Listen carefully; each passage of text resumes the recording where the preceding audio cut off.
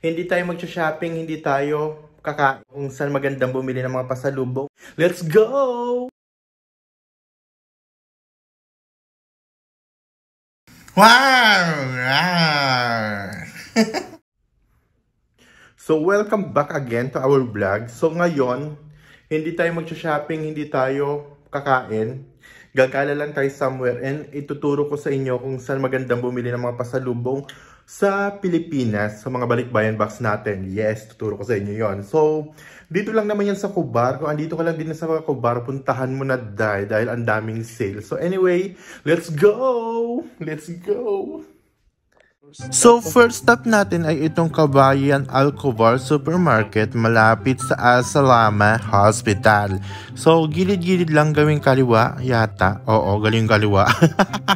So yan nga yun. So after ng Pinoy Kabayan, konting lakad lang makikita mo tong Pinas Kineme na ito.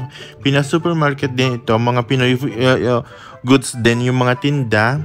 Marami ring sale dyan at maraming nagbabay one take one. So, konting lakad pa, gawin ng Al Radyo Bank. Makikita mo tong supermarket, Cebu Supermarket. Dating bilihan to ng sapatos eh. Maluwang to dating bilihan ng sapatos. Ewan ko kung bakit na anong nangyari. So, Cebu Supermarket na siya ngayon and sobrang daming sale din and mga mura din. So, gawin dito, gawing Telemani, malapit sa Ramania. Etong Kadaywa, 2017, andito na to. 2017 ako dumating, kulay dilaw pa yan dati. So, yan, Kadiwa. So, lakad ka lang ng konti, from Kadiwa, may Kabayan Arcalage Supermarket. Marami ring sale dyan. Wala sigurong bumibili or maraming palapit mag-expire kaya ang daming sale.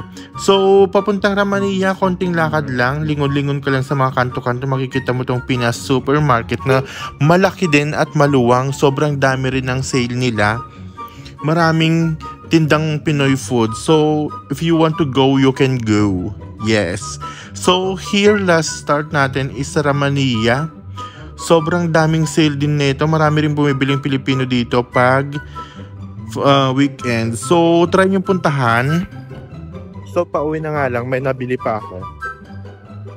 Kitchenware. Saka kutsara. Bumili ako ng kutsarang maliit. Natutuwa ako eh. So, yun nga. Thanks so much for watching. And sana, puntahan yung mga grocery pinuntahan ko din. Yung mga alam ko na mura. So, mostly recommended sila dito ng mga Pinoy din. So, thank you so much for watching. Bye!